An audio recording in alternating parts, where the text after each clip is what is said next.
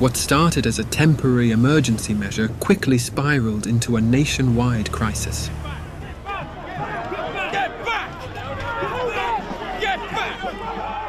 When traditional asylum housing proved insufficient, the government turned to an unexpected solution: hotels. But these were no ordinary budget accommodations. Soon, images began to circulate of asylum seekers being housed in 3- and 4-star establishments, from historic country manors to modern city centre hotels. The cost to the British taxpayer was staggering, a bill that soared to £4.6 million per day in 2024, later rising to a peak of £8 million a day, according to some estimates. In the 2023 to 2024 financial year, hotel accommodation for asylum seekers cost the government £3 billion, making up the bulk of an overall £4.7 billion spent on the asylum system that year. Behind the scenes, private contractors such as Serco were playing a significant role in managing and facilitating these hotel placements. The company's extensive contracts with the Home Office involved overseeing asylum accommodation, including coordinating with hotel chains and handling complex logistics.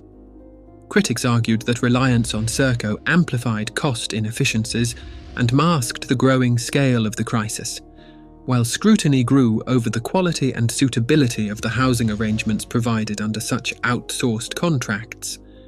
As the temporary measure became a long-term reality, the impact on local communities became a flashpoint. In towns and cities across the UK, including Epping, Knowsley and Skegness, reports began to surface of rising tensions. In some areas, accusations of sexual assault linked to asylum hotels led to arrests and fueled local anger, creating a climate of fear and mistrust.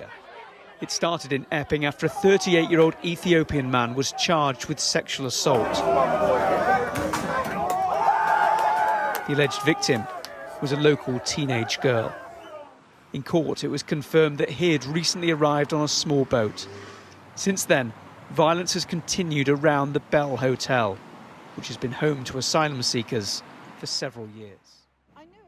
The Home Office, under both the Conservative government of Prime Minister Rishi Sunak and the current Labour administration of Keir Starmer, faced repeated calls to address the social fallout and the strain on local resources. Some of this fallout was tied back to the operational decisions of contractors such as Serco, whose management practices and oversight in asylum accommodation came under criticism. Failing Britain's poorest communities by cherry-picking their cheap accommodation in the pursuit of profit. Serco says this is unfair. It's allowed Newsnight's cameras in to watch its work in action and grill the person in charge. There are plenty of people in the UK who say private companies shouldn't be involved in this area because you're trying to make profits out of it. I think it's a very easy thing, private bad, public good. I think that, to have a healthy economy, you need all types of people to be delivering. But in certain services, I think that we are as public-minded as any public sector organisation. And if you've spoken to my people and you've spoken to some of them, I hope you would see they are very vocational people. Inquiries questioned whether Serco's incentives aligned with effective community integration and safety measures, especially as tensions mounted and incidents increased around some contracted hotels. Residents also expressed frustration over what they saw as a lack of enforcement, pointing to asylum seekers working illegally as delivery drivers on mopeds, despite being forbidden from official employment under UK immigration law. Local authorities, including council leaders such as Patrick Harley and Dudley, publicly opposed the use of hotels, highlighting a sense of unmanaged chaos in the system. For many British people, this created a bitter contrast. Protesters on opposing sides, both demanding to be heard. A narrative took hold of a system that could find billions to house newcomers in comfortable hotels, while its own citizens were being let down. News stories in 2024 highlighted the plight of homeless British veterans, with the Office for Veterans Affairs estimating over 6,000 veterans without homes, many sleeping on the very streets the new arrivals were exploring. The taxpayer, funding the entire system through successive chancellors, Jeremy Hunt and, from July 2024, Rachel Reeves, began to feel a profound sense of injustice. That anger soon spilled out into the open. Protests became a common sight between June and August 2025. These were not fringe groups, but ordinary residents, parents, workers, taxpayers, who felt ignored and overwhelmed. With the far right, because we can hear now shouts of "Hey, Tommy, Tommy." Do you know what? I'm 72. I'm not a racist. But what about the people around? I don't think they're racist. We prefer to call ourselves patriots. They have done no risk assessment to the existing people in those communities. It's always the poorest communities, and if women don't stand up, right, because what annoys me is that I'll be labelled as a far-right Nazi bigot. I've been left-wing all my life, yeah? And I'm not far-right, I'm just right. And we have to protect women and girls. They were no longer just protesting against a local hotel, but against a system they believed was failing them. However, beyond the hotel's crisis, the fallout from Serco's outsourcing ventures extended far beyond asylum housing. Across multiple sectors, the company found itself at the centre of major scandals that exposed deep-rooted failures and raised serious questions about the ethics of privatising public services. One of the most notorious controversies involved Serco's electronic tagging contracts with the Ministry of Justice. Between 2010 and 2013, Serco Geographics, their UK subsidiary, was found to have fraudulently charged the government for monitoring the movements of offenders who were either dead, imprisoned, or had left the country altogether. This overcharging scandal led to Serco agreeing in 2019 to pay fines and costs totalling nearly £23 million as part of a deferred prosecution agreement with the Serious Fraud Office. The company also paid out £70 million to the government to settle earlier allegations. Serco's CEO, at the time, Rupert Soames, publicly apologised, admitting that outdated management and culture had contributed to the fraudulent reporting. No board members or senior executives from that time remained in the company, which claimed significant reforms had been made since. It was a paradox, a system that generated public anger and social decay. Yet from a different perspective, it wasn't broken at all. The real question was not if the system was working, but for whom it was working for.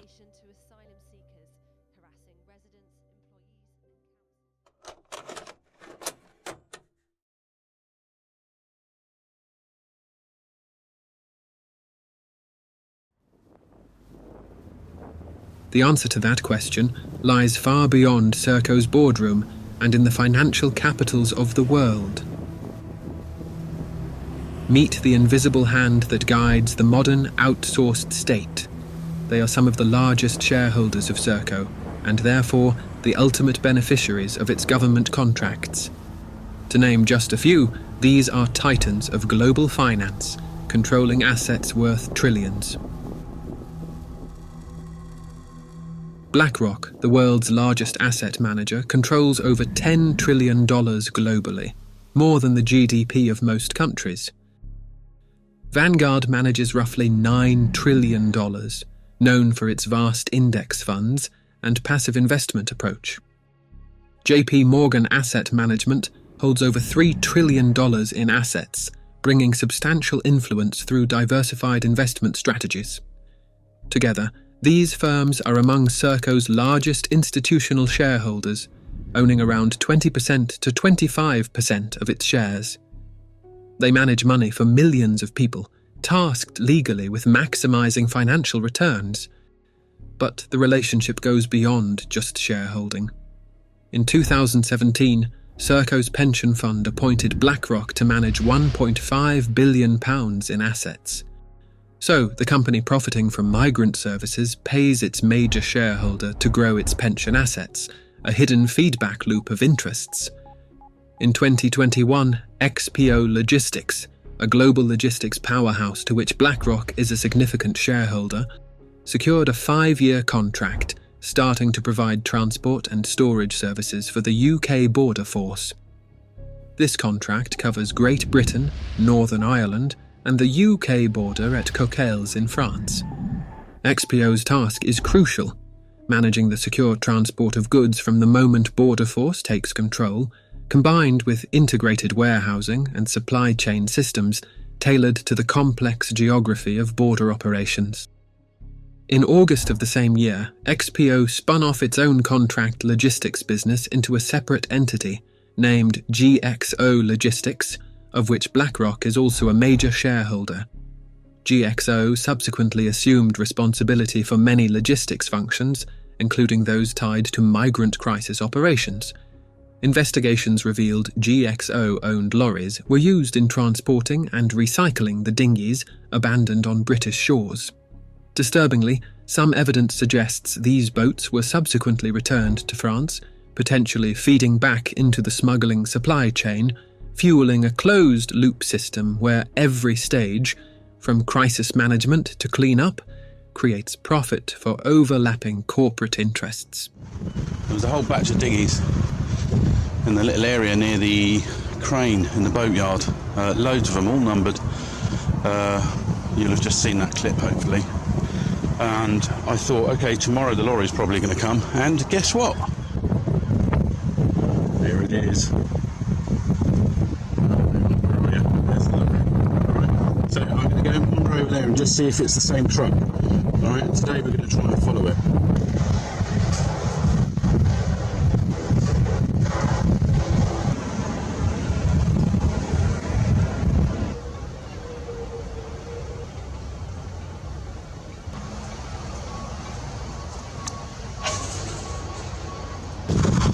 There it is. The lorry is leaving. But that is the lorry, actually, with all the dinghies on it. And if my idea is correct, that lorry is going to France. That's the lorry. Okay, so I'm going to prove it. Right, so that is getting on a ferry. Where to? That's the question, look. So the dinghies come into Dover, they get loaded onto a truck, they go back to France.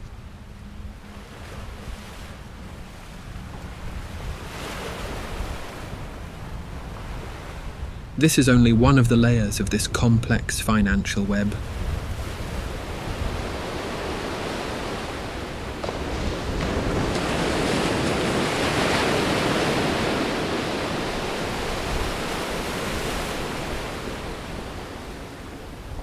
To understand the full picture, we must turn our gaze to the sea. Specifically, the offshore wind industry, which plays a surprisingly interconnected role.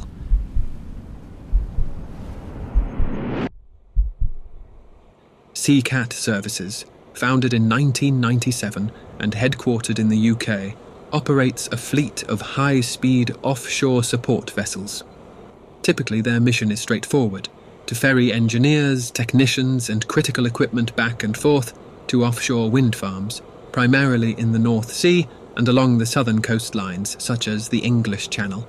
However, in late 2023, a significant shift occurred.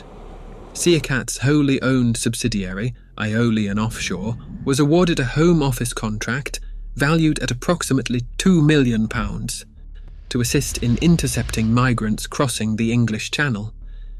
The same high-speed boats that once serviced wind turbines were repurposed to patrol waters and collect migrants for transfer to UK shores.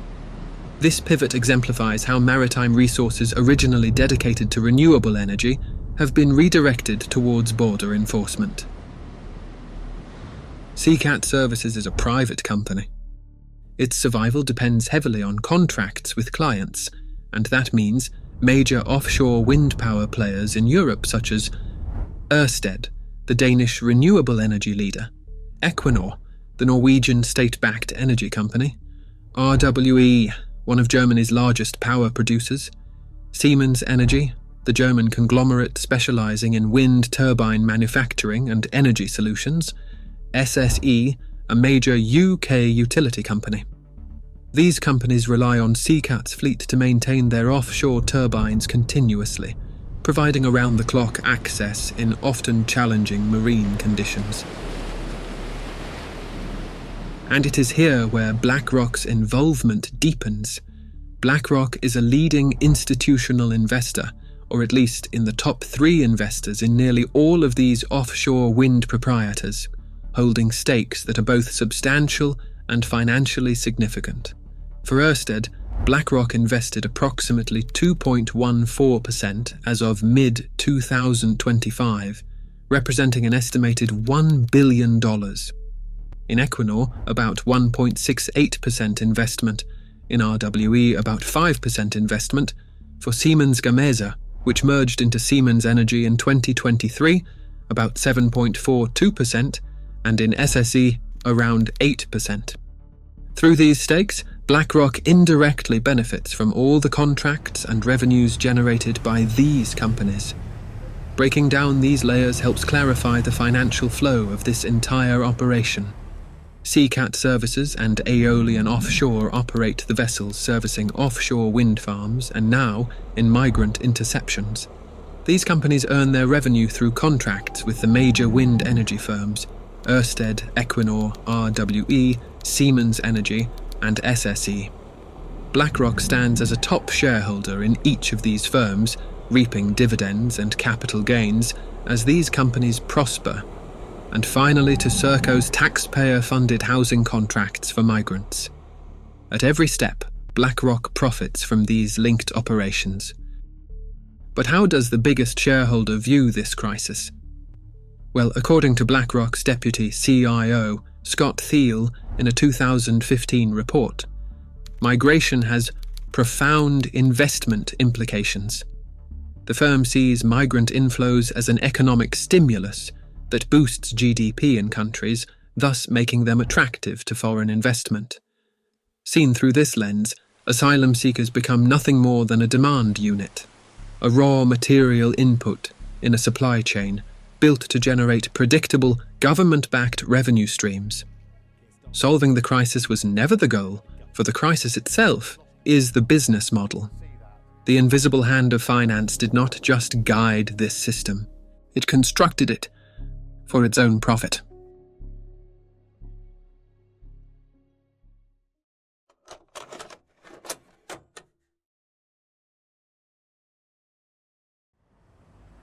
It is tempting to see one company as the architect of this crisis, but the truth is more complex than that.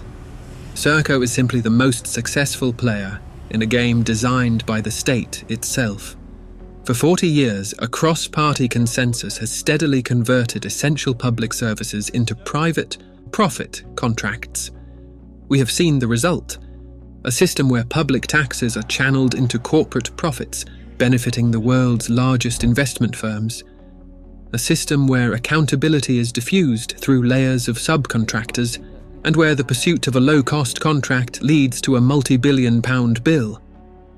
The story of Serco and the migrant crisis is therefore not an anomaly. It reveals the fundamental conflict at the heart of the model. The legal duty of a corporation is to its shareholders, while the duty of a state is to its citizens.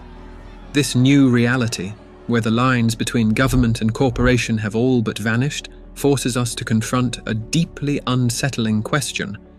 In an outsourced state, who is truly in charge?